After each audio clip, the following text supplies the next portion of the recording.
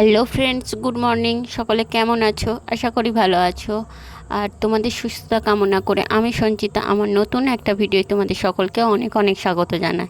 আজকে বললাম না আমি কেমন আছি। সত্যি কথা বলতে কি, যেদিনে ভিডিওটা বানিয়েছিলাম সেদিনে ভালো ছিলাম, কিন্তু তারপর দিন থেকে ছেলেরও শরীর খারাপ, তার সাথে সাথে কিন্তু আমারও শরীর খারাপ। আমারও কিন্তু শরীরটা খুব একটা ভালো নেই।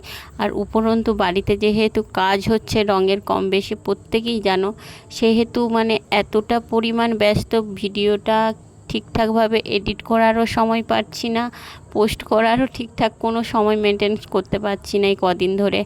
তার জন্যই বললাম না যে কেমন আছি, বলেই দিলাম। তো ভিডিওটা যেদিনে বানিয়েছিলাম সেদিনে তবু ভালো ছিলাম, তো এখন একদমই ভালো নেই, কারণ ছেলের শরীর খারাপ, তার উপরে আবার আমার শরীর খারাপ। কদিন ব্লগ ভিডিও দিইনি বলে আজকে একটু এডিট করে পোস্ট করার চেষ্টা করছি। সকালবেলায় দেখো বানাচ্ছি চা, ছেলের জন্যও চা বানাচ্ছি, তার সাথে সাথে আমার জন্যও চা বানাচ্ছি। আর এখন এমনি সকালবেলায় ব্যায়াম করার একদমই সময় পাচ্ছি না। এই যে দেখতেই পাচ্ছ, চা খেয়ে পুরো লেগে পড়েছি সিঁড়ির তলাটা পরিষ্কার করার জন্য। মা কিছুটা পরিষ্কার করেছে বলতে আলু পেঁয়াজ ঢালা ছিল যেগুলো, সেগুলো মা কুড়িয়ে নিয়েছে। তারপরে আমি পুরো সিঁড়ির তলাটা পরিষ্কার করে ঝাড়ে নিচ্ছি, কারণ আজকে সিঁড়ির তলাটায় রং হবে। আর বলেই দিই, এইটা হলো সোমবারের ভিডিও। বিগত সোমবারে রবিবার দিনে পোস্ট করা হবে, মানে বুঝতেই পারছো প্রায় এক সপ্তাহ, প্রায় কেন পুরো এক সপ্তাহ পরেই পোস্ট করছি, একদমই সময় নেই বলতে গেলে। তারপরে আমি সিঁড়ির তলাটা পরিষ্কার করে ছেলেকে রেডি করে আমি নিয়ে চলে গিয়েছিলাম ছেলেকে স্কুলে দিতে। আর দিয়ে এসে তারপরে যে টুকিটাকি কাজ ছিল সেগুলো সেরে নিয়ে একদম রান্না করতে শুরু করে দিয়েছি। আর এদিকে আমি রান্না বসিয়েছি, আর এদিকে মা সবজিগুলো কেটে দিচ্ছে। আর তার জন্যই তাড়াতাড়ি হয়ে যাচ্ছে। আবার রান্না কিছুটা সেরে ছেলেকে আবার স্কুল থেকে আনতে যাব। যাই হোক, তোমাদের একটা কমেন্টসের আমি রিপ্লাই দিই। আমাকে একজন কমেন্টস করেছে যে দিদিভাই, তোমরা কি তাহলে এতদিন কি কোনো ভাড়া বাড়িতে থাকতে 12 বছর ধরে বাড়ি বানাচ্ছ? না, বাড়িটা কমপ্লিট হতে 12 বছর লেগেছে, মানে একটু একটু করে পয়সা জমানো হয়েছে, একটু একটু করে বাড়ি বানানো হয়েছে। কোনো আমরা ভাড়া বাড়িতে থাকতাম না, লোন নিতে দিইনি, সেখানে 5,000 টাকা 6,000 টাকা করে ভাড়া দিয়ে ভাড়া বাড়িতে থাকবো, তাহলে তো বাস হয়েই গেল। তো কমেন্টসের রিপ্লাইটা দিলাম। তবু ডিটেলসে যদি জানতে চাও তাও বলে দিচ্ছি, কারণ 2012 থেকে 13 যে বাড়ির একতলাটা কমপ্লিট হয়েছিল। একতলাটা বলতে স্রেফ 3টে রুম ছিল, আর কোনো কিছুই ছিল না। না ছিল পায়খানা বাথরুম ঠিক মতন, না ছিল আদার্স কোনো কিছুই ছিল না। স্রেফ সমস্ত কিছু যা ছিল পুরানো।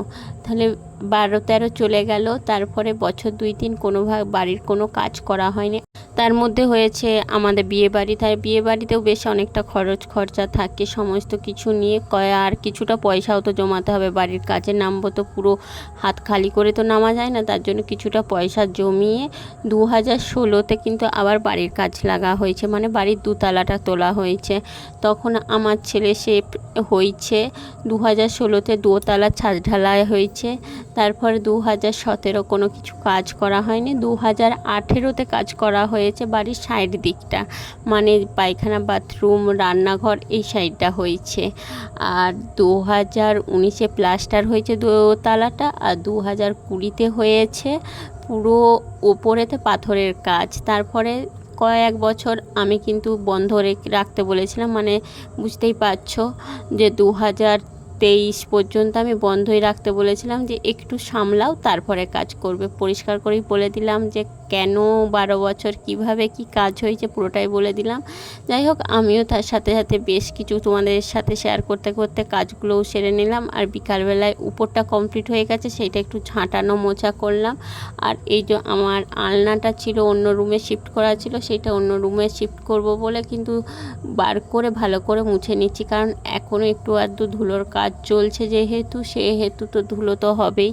তো এখনও পর্যন্ত কিন্তু পুরো বাড়ি কমপ্লিট করা হয়নি ঠিকঠাকভাবে।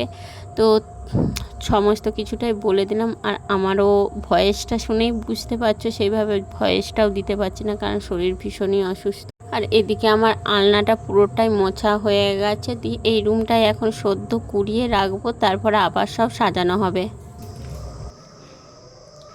ফাইনালি আমার বেডরুম, মানে উপরের রুমগুলো কমপ্লিট হয়ে গেছে। তো এখনও কাজ কমপ্লিট হয়নি, কালকে যতদূর সম্ভব কমপ্লিট হয়ে যাবে। এই যে দেখতে পাচ্ছি এখানে এই যে সাদা কাজগুলো বাকি আছে। এই যে রুম কমপ্লিট, রুমের ভিতরে লাইট নেই, তাই তোমাদের সাথে আর শেয়ার করতে পারছি না। সেই থেকে এসে থেকে তোমার কটা বাজছে, এখন বাজছে 6:40। আমি এসছি মোটামুটি 5টা সময় থেকে। সেই থেকে দুটো রুমকে একটু জাস্ট পরিষ্কার করলাম, ডাইনিং প্লেসটাকে একটু ঝাঁটালাম, মুছলাম, বাস। যাই হোক, আজকের ভিডিওটা এই পর্যন্ত। সকলে ভালো থেকো, সুস্থ থেকো।